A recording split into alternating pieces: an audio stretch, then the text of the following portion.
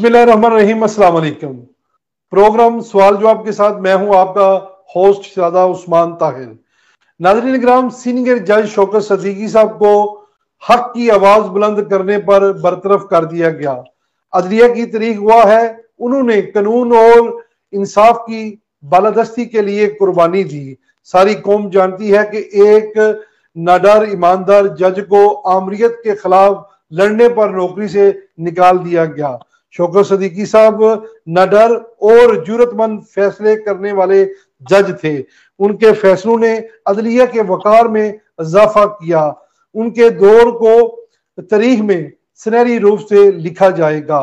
इनकी जबरी बरतरफी के खिलाफ अपील जेर समात है। हम दुआ गो हैं कि वो सरगरू हो कर इस मामले से बाहर निकले।